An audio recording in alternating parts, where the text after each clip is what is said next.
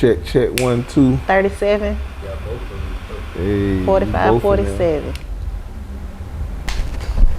What's up, y'all? It's your girl Jay, aka Professor Cannabis. I'm sitting here with the illustrious Miya Bailey, artist, tattoo artist, painter, community leader, curator, you name it, he's probably done it.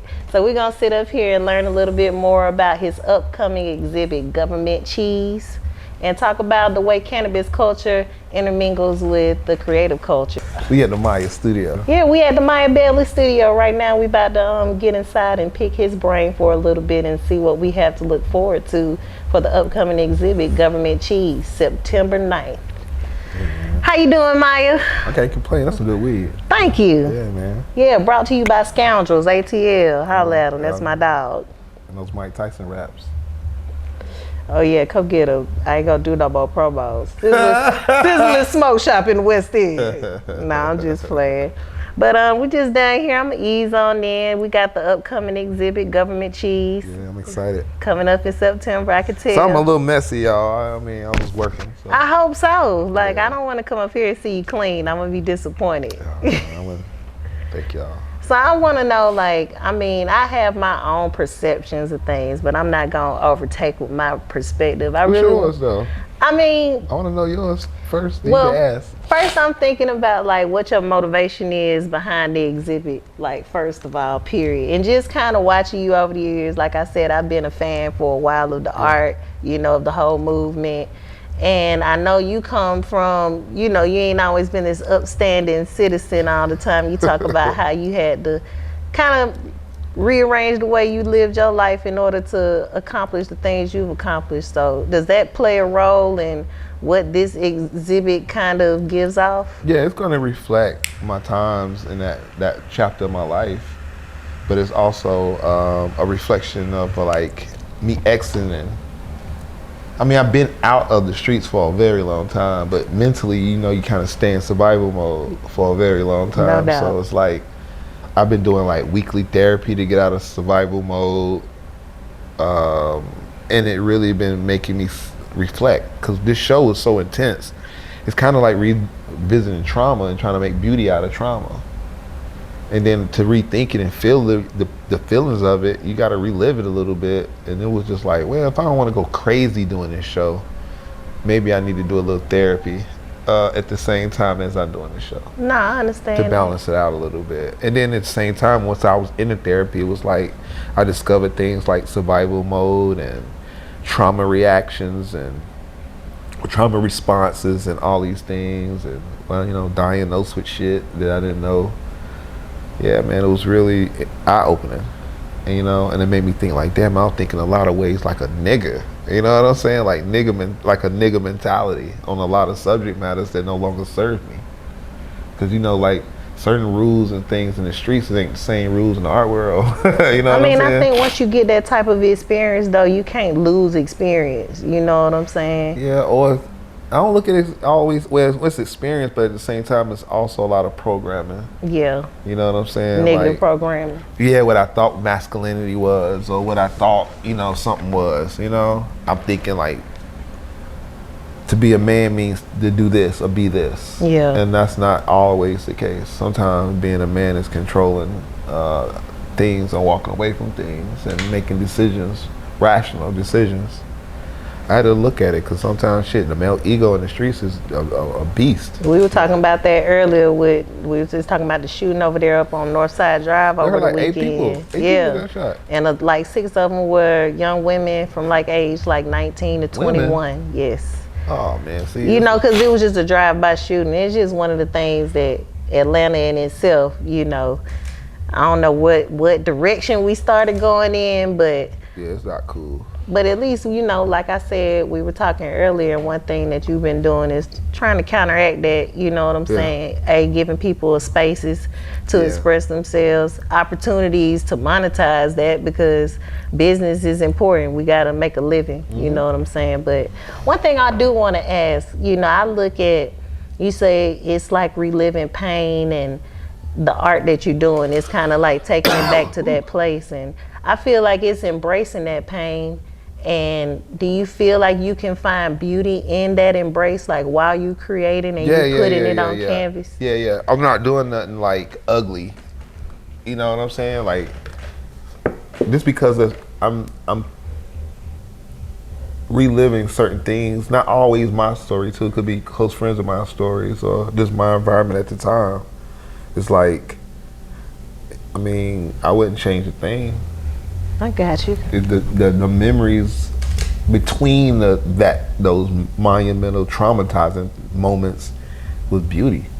Like, I love my life. I love my friends. I love the way, we interacted at that time. We just had a good ass time on top of the pain. So why would I never want to forget? I'm not going to just dwell on the ugly. I want to dwell on the beauty parts of it, And that's why I got a channel in the show because,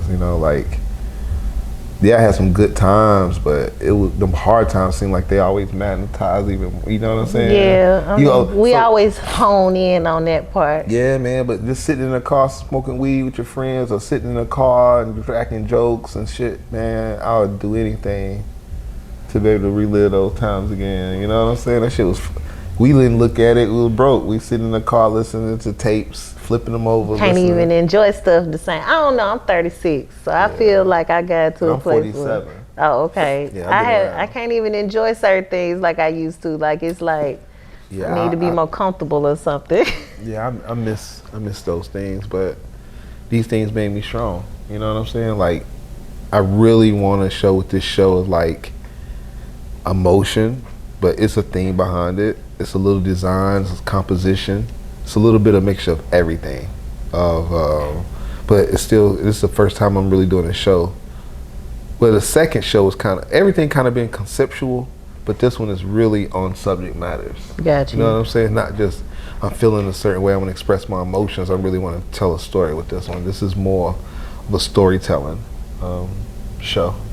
Well, you were mentioning, you remember sitting back smoking weed with your boys in the car or whatever, just chilling and hanging out. Yeah. And one of my big things, I'm a big proponent of cannabis. Yeah. And in many different aspects, you know what I'm saying? One, social equity, where everybody has access to be able to take advantage of the cannabis industry. Yeah. And also, just being able to educate people on how it can help them specifically. Because for me, I feel like it's helped me a lot with just the way my mind works. Yeah. It's a necessity, and the way you since I've been following you, you seem like you might kind of be on that same vibe a little bit. Weed. Yeah, I mean, it just make a difference. You know what I'm saying? For me, it was more like it calmed me down because I was kind of hot-headed, I guess, or trigger happy, or whatever you want to call it. I was really into that shit.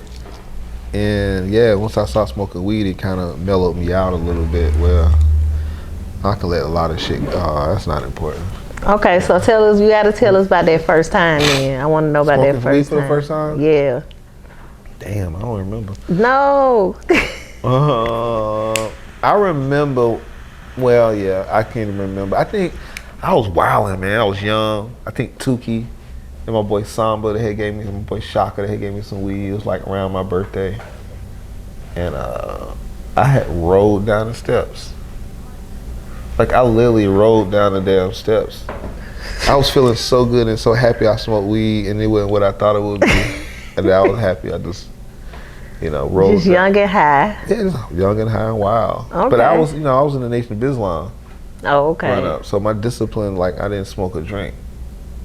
I practiced my discipline and I didn't smoke or drink. My mind was super clear at this time. Mm-hmm. So, but shit, living in Atlanta, you young, you trying to get it. That stress, boy, you need to smoke, boy. You tripping. I mean, it helps me. I feel like even as I gotten older and I kind of tempered it out a little bit. I went on a 30-day fast in March. How was that? It was actually great after the first week.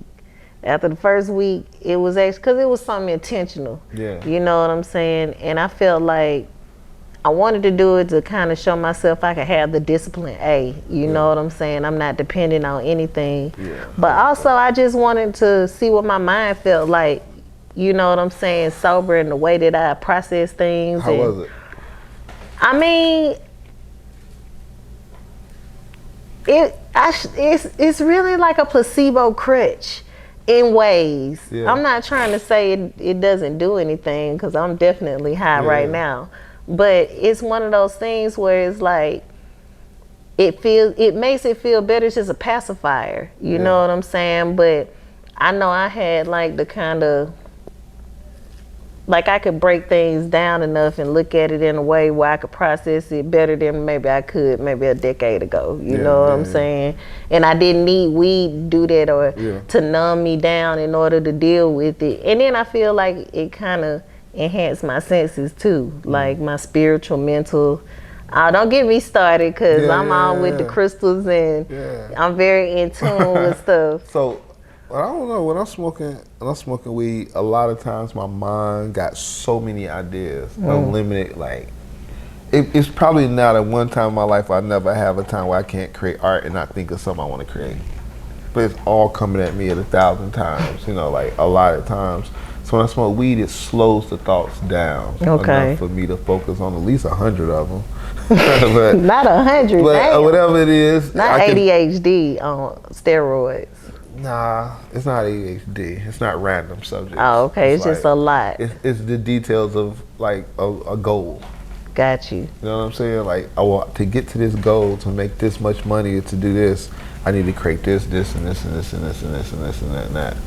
So it ain't really just random. It's just more like I'm planning things out for my future.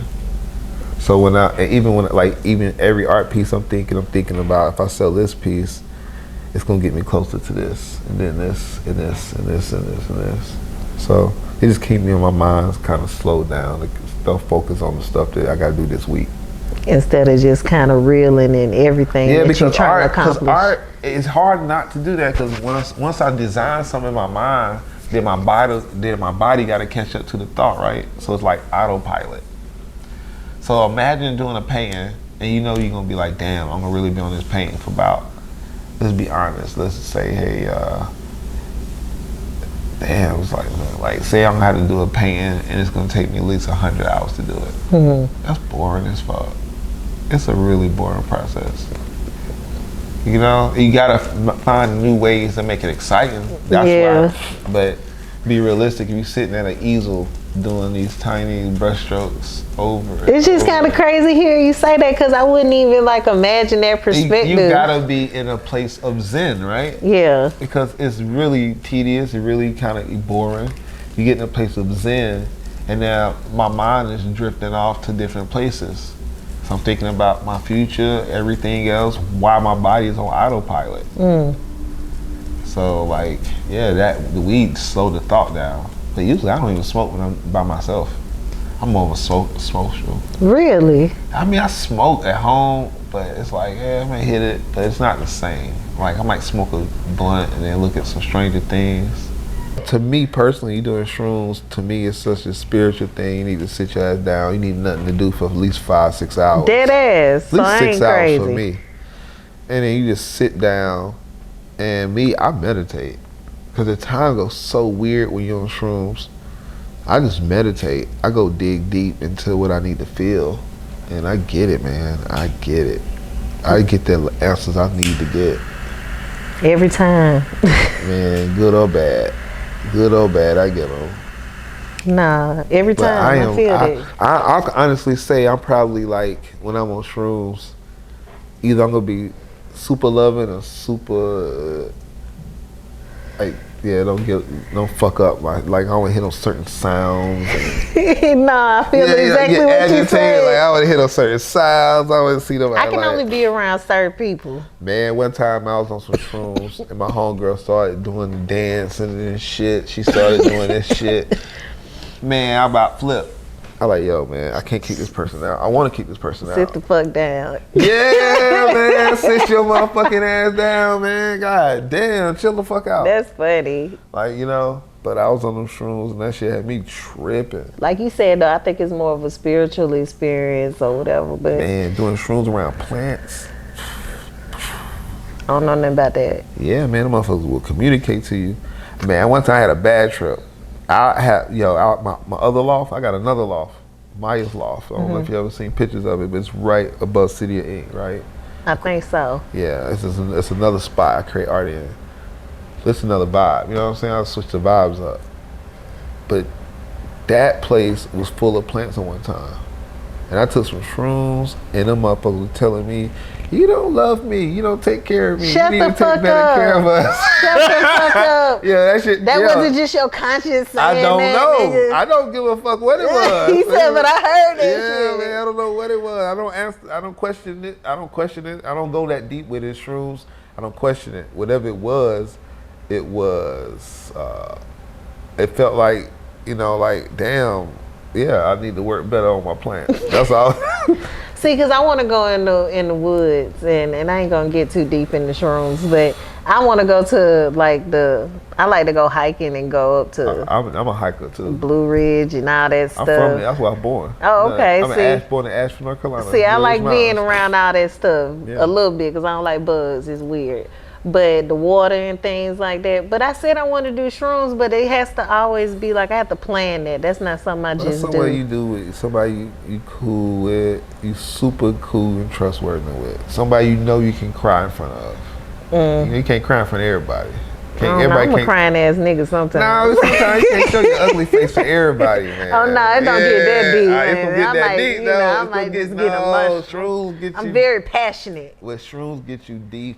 You're gonna dissect. You're gonna destroy yourself and put yourself back together, man. Hey, one time I did like, look, we gonna talk about shrooms the whole time. One time I took like a good 5 grams, and there was some Jack Frost, and cause I wanted to see, like, I wanted to just push my little limit, and I kind of had a bad trip.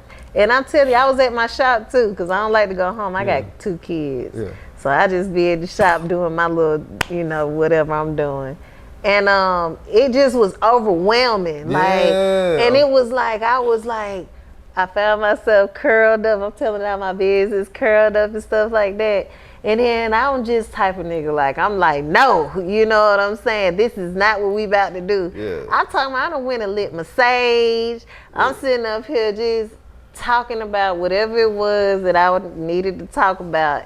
And whatever it was, I worked through it. And then the rest of my trip was beautiful. And it was just as strong, but it was just a whole different page. It was like, coming in waves. I'll never forget that shit. Think it's over, it come back like a wave on you. It lasts. I'll be like, damn, this motherfucking, But I'm gonna flip the script a little bit. I know, you know. Try DMT if you get a chance. DMT? Yeah, the spirit molecule. That's not like acid, is it? Nah. Oh, okay. Nah, nothing like shrooms or acid. They ain't gonna be having me tripping out. I believe I can fly and shit. Nah. It's like red pill, blue pill type shit. Like, you gonna see something. Okay, I'm gonna have to talk to you about that then. Yeah. But what I was about to go into was, I know I was talking earlier about like the social equity in cannabis, and I know you spoken on about how, you know, maybe not so much now as it was in the past, about how it's a different experience for Black painters and creators than it is for, you know, the other side of the coin. And I feel like those two worlds kind of intertwine in that way, just because you would think the access would be there, but it's like these glass ceilings, and some are visible, some of them aren't even glass. And so, I mean, I just want to know how you feel, you know what I'm saying, like how you feel like y'all overcame that barrier, even though of course you created your own space, which gives you the power. And you know, how you think that could translate over into the cannabis world and kind of overcoming the barriers, which now they passing some laws and creating programs to be more inclusive, but it's a long ass way to go. Well, we always openly smoke weed. It is part of our culture. You know what I'm saying? Like, in our part of art, in our pocket. We wanted to make sure that people knew we smoked weed, so they wouldn't be surprised. You know what I'm saying? Like, and we attract the people that was open-minded to it. You know what I'm saying? My partner Tukey, that motherfucker smoked, man, weed. He closed with Wiz Khalifa smoking weed. You know what I'm saying? Like, we stoners. That's him. We got a documentary going to Amsterdam for the first time, smoking out on Amsterdam. This is over 10 years ago. That's what's up. Wait, when? I went in 2012. If you go to if you look on YouTube to City Euro Tour, it's a film that Corey Davis did. Cause I know I've seen the ones on the website. Yeah, one of them is City Euro Tour. I think it was in Tokyo. Yeah, that's the one. Yeah, Tokyo was 5 years ago. Okay. And in City, the other one was 10 years ago. Went to Europe for the first time. But I just see us going to Amsterdam, smoking up, trying all this shit. I tapped out in Amsterdam for the first time. I ain't never tapped out smoking weed. That was my first time tapping out. That's what's I up. just smoked way too much. You sound hurt by that. Yeah, because Corey was laughing at me like, you gotta heal from that, man. We're gonna heal from that tonight. Yeah. We're not gonna let that hold on to us. But I see what you're saying though, and you know, I feel like we've been creating. I actually, you know, shot with some black hemp farms here in Georgia. You know, I try to keep the coming out. Really? Yeah. I invested in something early, but CBD or THC? like weed can be a dispensary. Okay. You can pick it up in the dispensaries. I'm started out, you know, hooked up with a partner out in Portland. Okay. Yeah, coming out with like some. You got some proprietary names you got? Yeah, I keep them on the wrap. Okay, not yet. Yeah, but it's gonna be beautiful. I'm trying to see what that mice strain smoking like now. I'm pretty sure it's gonna be superior. But we doing sativa, an indica, and then a hybrid. You know what I'm saying? Something that can put you out, make you go to sleep. Something that's gonna keep you up, make you create and paint, you know, paint and draw what we like you working with. And it's a nice little mixture of both for that. I mean, the market share in that industry is just booming. Like, it's so much money. Yeah, too. It's coming in some nice packaging, like collectible art shit. You know what I'm saying? Like, they kind of art pieces with weed in it. I know that's gonna be dope. So, you can buy one of your local dispensaries where they sell them at in those cities, you know, to sell it. Now, I do know, that's one of the biggest booming businesses right now. Every time I turn around, I mean the Delta 8 is CBD alone. I haven't even, because I can't dabble in THC yet. Yeah. But that right there is going to be the cash cow of the 20. I can't wait, because people got to have my stuff in the dispensaries in Atlanta. That should be hard as fuck. But it's right now, coming. What is Georgia doing? We got to get Stacey Abrams in here. Yeah. Hopefully she going to do what she's supposed to do. See what happens. I know one of my friends, they was tattooed by you some years ago, and I know he was telling me that, you know, you like to start the session sometimes with a little smoke with a smoke session. I'm being modest, I guess. Everybody who smoke weed know the rules. We gotta smoke before we do this piece. Yeah. Now, I smoke regardless. I'm gonna do it regardless. Now, how you feel? Does that tie into just the whole vibe of the session? Regardless or not, I'm nervous as fuck. Before I do tattoos, really? To this day, I've been tattooing 30 years, and I still a perfectionist and want to make sure, you know, like, damn, I want to make sure they having, you know, like, they comfortable.